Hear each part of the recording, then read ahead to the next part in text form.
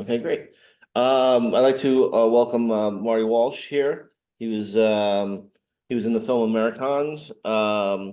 He was head of Local 223 back in the day, mayor of Boston, uh, Secretary of Labor, and now he's fighting for the hockey union players. And thanks for coming in. Thanks, Sean. Thanks for having me today. Awesome. Can you tell us a little about your background in the trades and how you got involved in that? Yeah, I mean, I grew up in an Irish Catholic household. My parents are immigrants from Ireland. My father came out here to America in 1956 and had the opportunity to join the laborers union. He joined laborers local 223 in Boston. And my uncle Pat went to New York first, and he came to Boston. He joined the local as well. And for the first couple decades, they were construction workers out in the field. They started to get active in the politics of the union, ran for executive board, got elected. My uncle Pat became the financial secretary treasurer of the laborers local in Boston. And then eventually he became the business manager. And so at a very young age, growing up in my kitchen, if you will, there was always talk of unionization, workers' rights, things like that. My uncle Pat, back in the old days, people would actually go visit people every Sunday. My uncle and aunt would come over the house, and there'd be a lot of conversation going on in the house. And then, my uncle took me to the Union Hall a couple of times. I was young, and I just, the numbers 223 and the whole idea of that just kind of sparked something inside of me, unbeknownst to me, what that would mean. And as I got older, I worked construction this couple summers when I was in high school. And then I went to college for a little bit, and dropped out of college and joined Labor's Local 223 full time. Worked in the field, and then went to work for the Health and Welfare Office. And I tell you all this because it really got my union fire going inside of me. Collective bargaining, all of that stuff. Even though I wasn't part of a collective bargaining process at that moment, as far as negotiating myself, it was fighting for workers' rights. And I experienced that as a little kid growing up. And thank God that's still with me today. But that kind of began the foundation of laying down the foundation for my, labor movement desire, if you will. And Massachusetts is a very strong labor town. And in a lot of the surveys and studies, it really is one of the places where you can still achieve the American dream. And why do you think that is? Well, organized labor does have a strong presence in Boston and in Massachusetts, but it's still a daily struggle, meaning that there are elected officials, Democrats, that don't quite understand the importance and value of the organized labor. And when you think about, I think about what we just went through with the pandemic, and lots of conversations, and we can get into it. It was talked about in the film a bit. Labor shortages, quiet quits, all of that. If you look at the labor side of it, the organized worker side of it, people went to work every day. People were taken care of. They didn't have to leave their career. They were protected in a lot of ways.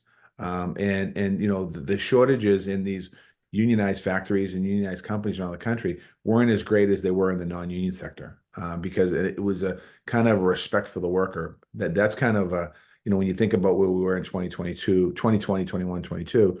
But I think that, if you're a family or you're an individual and you have an opportunity to join a union, you obviously have an opportunity for collective power in negotiating your salary. You generally always have health care, a pension, some retirement fund. Maybe not every union has a retirement fund, but there's some sort of annuity or 401(k). So they're always looking out for you just while you're working, but also thinking about the future.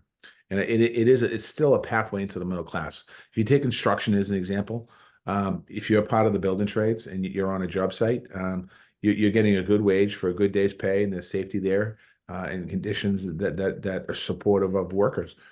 You go on a different site that might not, a contractor that might not be, not all non-union contracts are bad, but there are some that take advantage of workers. You don't see that. You don't see that independent contracting describing somebody's independent contractor, not paying them the day's wage. You just don't see that. So the pathway for America still into the middle class can be, and very much is, through a labor organized job. Right. And yeah, so true. I mean, in my experience, similar, immigrant family came over, they were basically servants until they got into the unions. And then in one generation, they went from dirt floor, thatched roof to, my uncle working the State Department, and my mom was like one of the first women on Wall Street, Yeah. No, all, you know. and that's the American dream story. And it's unfortunate today that there's so much anti-immigrant rhetoric going around because the immigrants of today are the same immigrants of 60 years ago. And what people don't understand, the immigrants of 60 years ago, even though they came from Italy and Ireland and places like that, they were treated poorly too. And I think that, we have to remember that and just remember immigration is an important part of our economy, an important part, when immigrants of the 70s and 80s and 60s and 50s had a chance to join a union, that changed the trajectory for a lot of people and a lot of families. Yeah, and when we started the in the very early years of starting the film, if it was like every 6 months or 9 months, we'd have like an article about income inequality would be out. And we're like, we're on the right track, you Yep. know. And if there was, even an like one article every year about positive, national story about unions, and then just as we're going and we're making the movie, then it was like every month, then it was every week, and then the unions, and it's just amazing, and now we're at like, above north of 70% in favor of unions in America. Why do you think that is? I think it's the time. I think a lot of people, I think the pandemic shined a light on a lot of inequities in the workplace in so many different ways. We could talk for hours about it. But I think people were like saying, workers need protections. And the companies that protected their workers and took care of their workers didn't have a problem with so-called quiet quits and leaving jobs and going other places because they treated their employees fairly. And I think that part of it was that.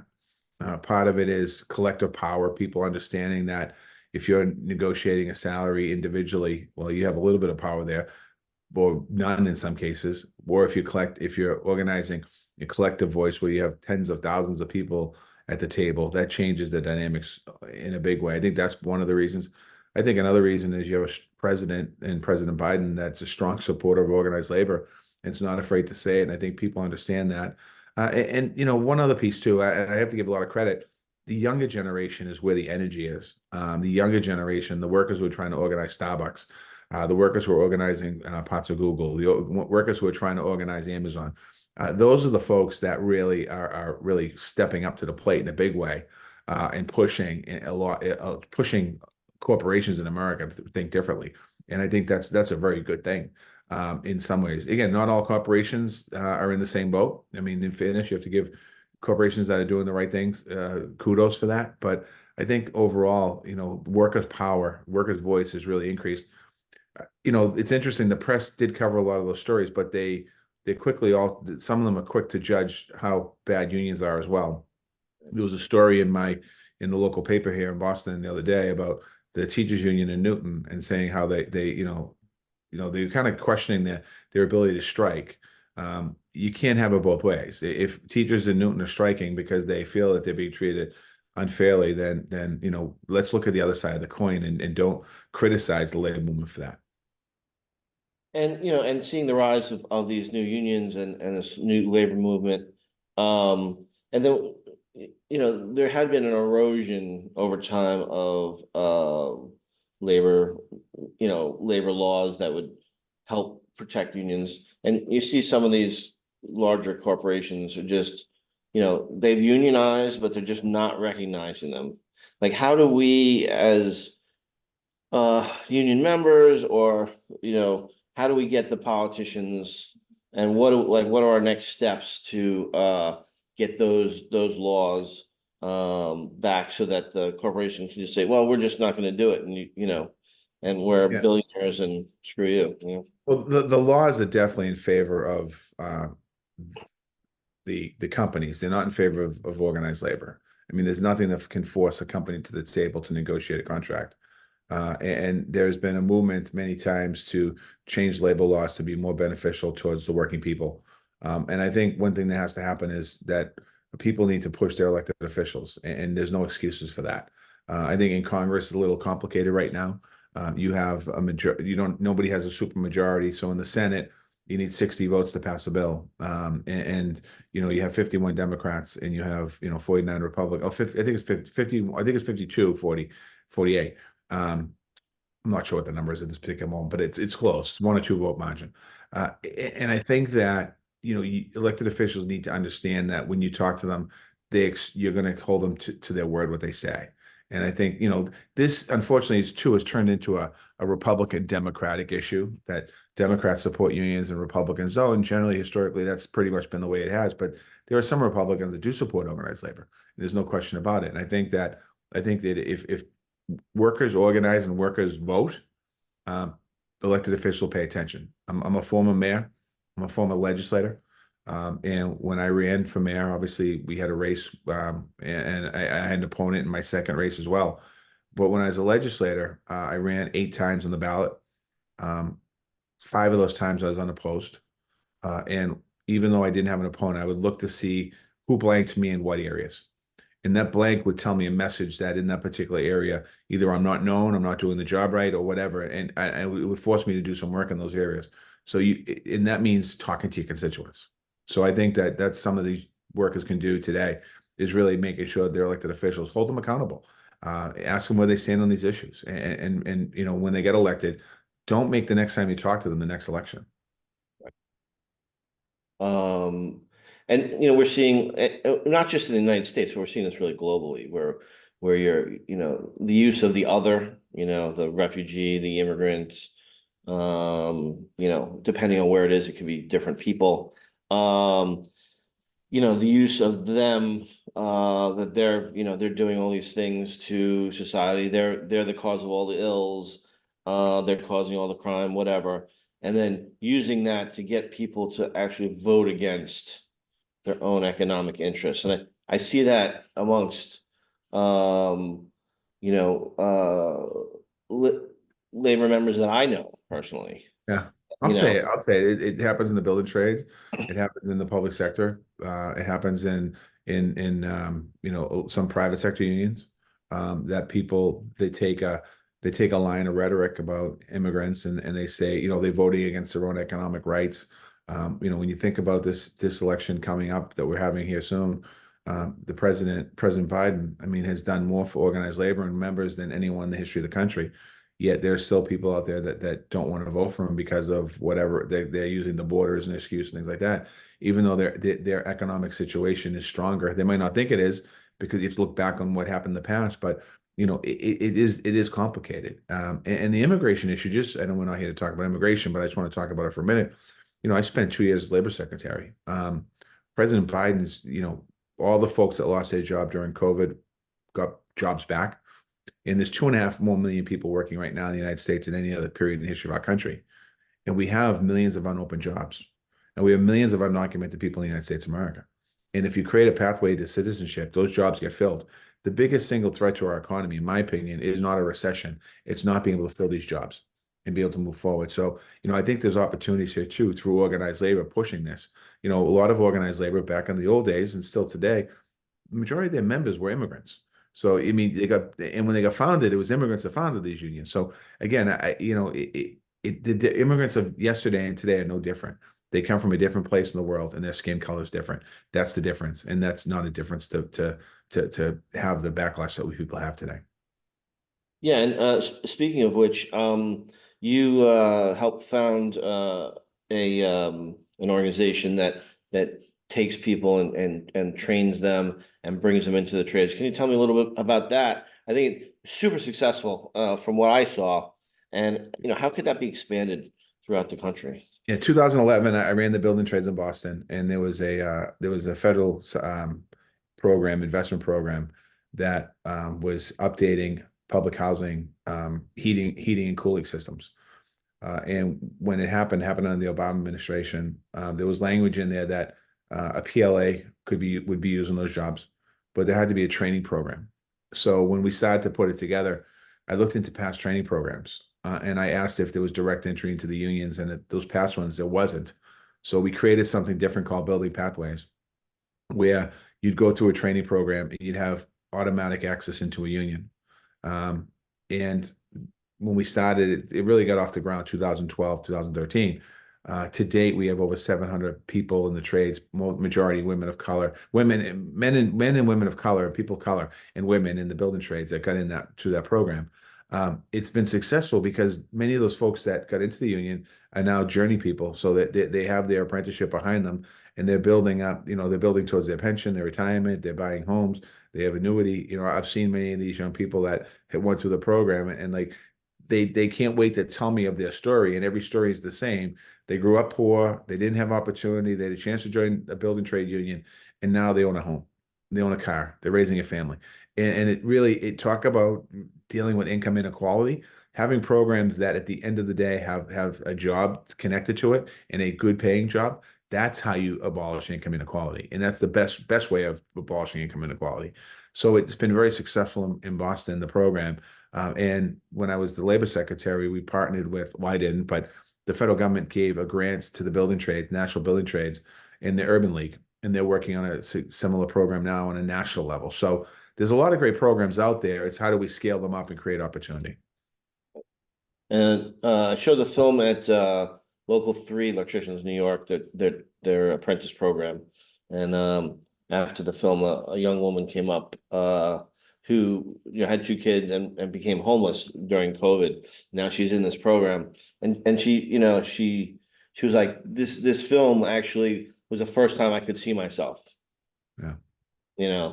And she got very emotional, and but it's amazing to see, and how like it transformed her life completely. It's It amazing. does.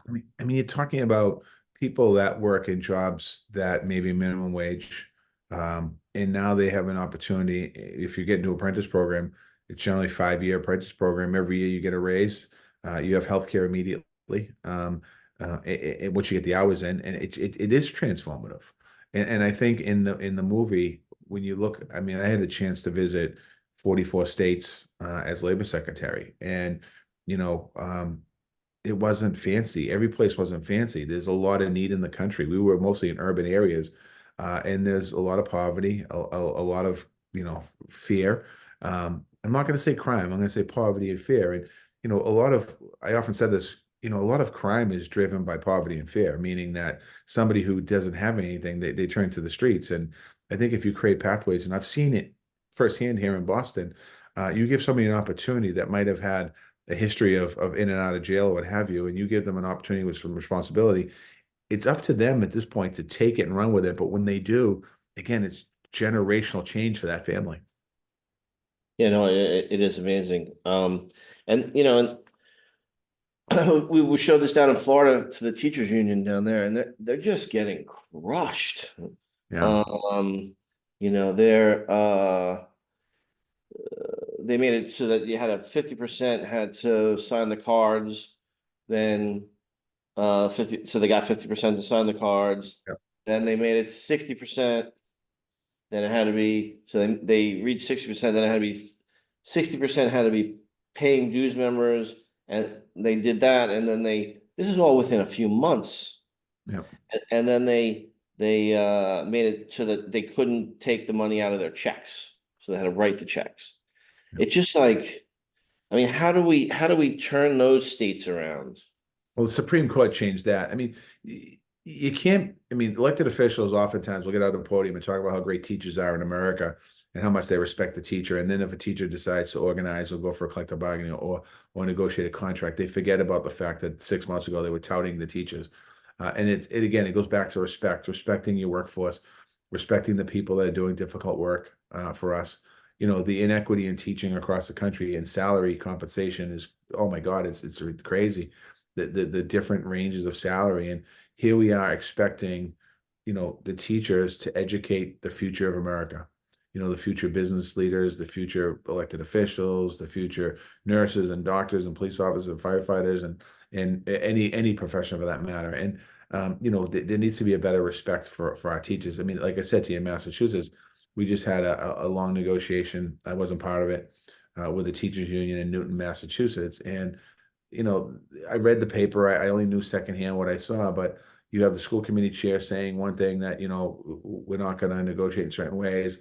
The mayor wasn't at the table. You just can't do that. I mean, you have to, you can't take the credit of your teachers and then on one breath, and then when they come back looking to better their families, ignore them.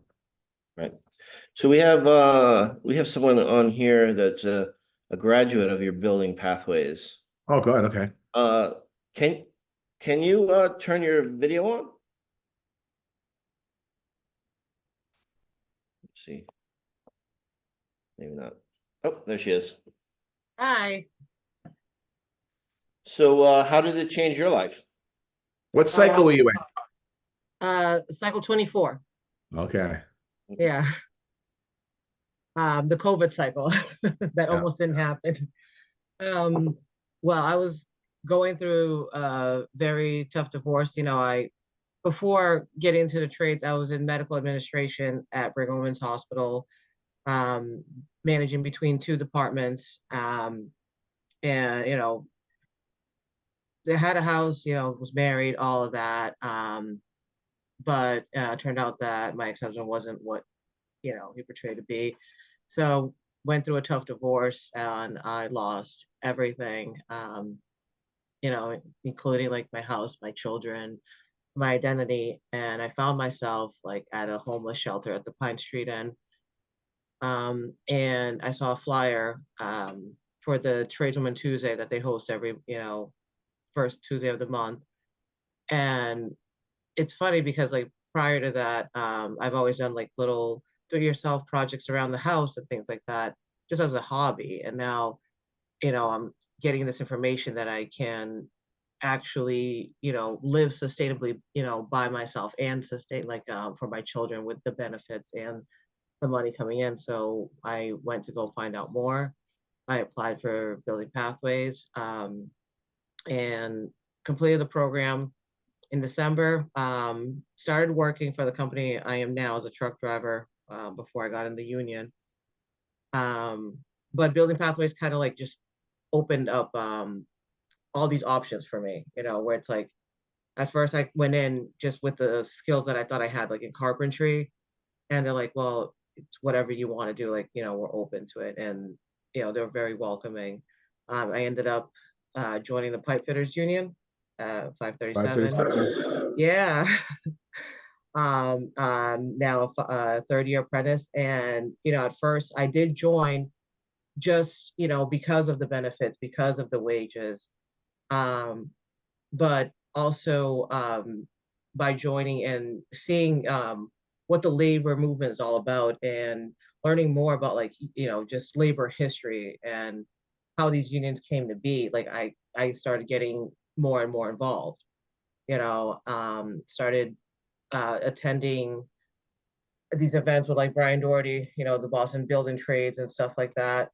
Um, and when we hosted our first, Women Build Boston conference here, focused around just the tradeswomen and all that, like, and we saw like that huge movement, 700 plus women come into the casino and stuff like that. And I was like, wow, like this is amazing, not only did I find a career, but like I kind of found like a purpose too, like, so it's not just going there to get this paycheck and stuff like that. Like, I instantly like joined the movement and, started doing that too. And just like you said, you do see the results. Like a lot of, people, don't think, uh, construction, and politics like mixed, but like actually they do, like, they're very intertwined. Um, and I saw that firsthand like last year when I had the pleasure of introducing Vice President Kamala Harris at the hall, and things like that. And it's been an amazing journey, and I'm only getting started. So, like I said, I'm very grateful for your program, and because in where I was in that point in my life, just searching for um I don't know, just some direction, because I knew where I wasn't it, but I didn't know where I was going to go from there. And I couldn't be happier and more proud with where my life is now. And it's only been 3 years. So I thank It's you for awesome. that. Your story, I've heard your story so many times. in coming out of different mouths, and it's just amazing. And I'm thrilled for you. When I hear building pathways, I get really excited. I get emotional sometimes because when we started the program, I really pushed the business managers, understanding this would be such a game changer for so many people, and you're living proof that literally one person you change your whole trajectory, your whole life. So I'm proud of you and happy for you, and thank you for coming to Building Pathways. And I'm glad Well, it didn't let you down. thank you. It's amazing. And Sean, I wanted to thank you because I had the pleasure last year to actually go see your movie screening at Coolidge Corner. Oh yeah. Yeah, That was great. that Yeah, was great. I didn't know you were going to be on. I didn't know. I just read it there. I was like, wait, I got to bring her on. I didn't know you were going to be here, and I just read your question. I was like, oh, this is great. Yeah, I mean, the amount, and both ways, right? Like the people that get helped, it changes their lives, and then we were interviewing people that we had, we were talking out of killing themselves, and it's all economic. It's so important that we get this message out there and get everyone, realizing that and the insanity is that we're not paying the people enough. We're letting big corporations not pay the people enough so that we have to, subsidize them, when if they would pay them enough, they would buy more stuff, the GDP would go up and they would make more money. Like it's Yeah. this insanity, Yeah. But thank you so much for your story. That's great. Um, any other question? Oh, sectoral bargaining. What are your thoughts on sectoral bargaining, like they do in Germany, I guess? Yeah, I think it works in some areas. It works in some industry. It doesn't work in all. I think that, there's been some conversations about it, how we do it. I haven't been convinced that that needs to be the best way to bargain when it comes to contracts and things like that. I know there's been a little bit of a movement with some of the unions in our country, and then you have building trades that kind of do it differently as well. So, I'm leaving that one up to organized labor to have conversations about how they move forward. Got it. What's your greatest fear for this country? Greatest fear is that we stop respecting workers. I think that giving workers power, it puts a lot of fear in a lot of people's minds, but it shouldn't be fear. It's okay to treat people well. You just said this. If people earn more money, they're going to spend more money. They're going to buy things. They're going to move our economy even better. So my biggest fear is one day organized labor isn't strong enough to represent people, because people still need organized labor as much in 2024 as they did in 1924. And Maybe what for is different reasons, but still strong. right? Uh, what's your greatest hope for the unions? My greatest hope for the unions is that we continue to grow members, but I also think that a little bit of fear too. I think as organized labor, we have to think differently how we negotiate moving forward and how we represent people. I think that we have to be willing to change. When I say change, companies aren't 9 to 5 anymore. Companies are 24/7. You have the hybrid work environment today. You have shifts today, you have different things. I think organized labor needs to really think about that moving forward as well. How do we get into the 21st century a little more? Um, and what's your greatest dream for the U.S. long term? That we continue to have leadership in the country on a national and local level that understands the importance of unions and union membership and collective bargaining.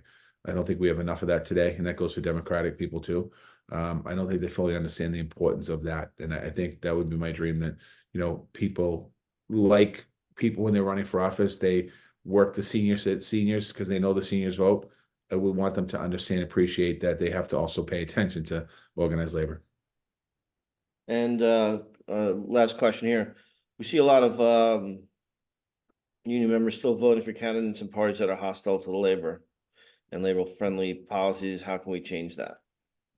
That's member to member contact. That's members talking about explaining, getting through the rhetoric of whether it's building a wall or whatever it might be, understanding that at the end of the day, if you can't put food on the table for your family, if you don't get your 30 years, you're not going to get a pension.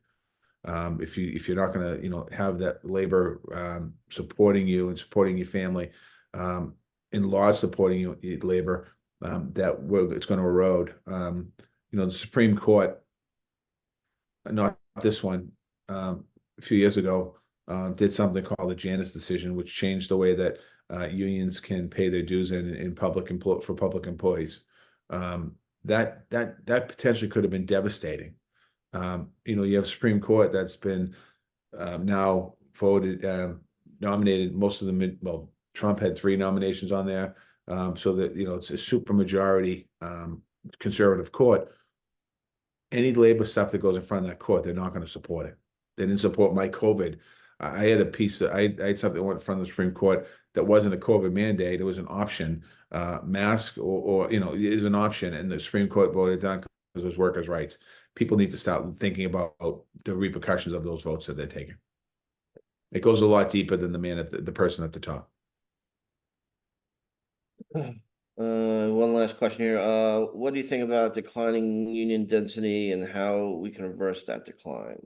Well, we have to reverse that decline by being active in our communities. If you're talking about the building trades, you need to go to meetings and demand that this job be built, whether it's prevailing wage or making sure that project labor agreements are put in place. If you're talking about workforce sites, you need to support workers' rights to organize. You need to join them on picket lines or on demonstrations or what have you. I think you need to talk about it to your friends. I mean, we can't be vocal just when we feel like being vocal. It has to be more vocal consistently. Well, Marty, thank you so much for your time. We really appreciate it. And yeah, Thank you for doing this. Yeah. Thank you for doing the film and shining a big spotlight on some of the challenges we have in our country, and hopefully we continue to, one day at a time, continue to fight back and push back. Awesome. Thank you. And All right, thanks my friend. Thank everyone you. for coming on and asking the questions. Take care, Marty. All right, bye-bye.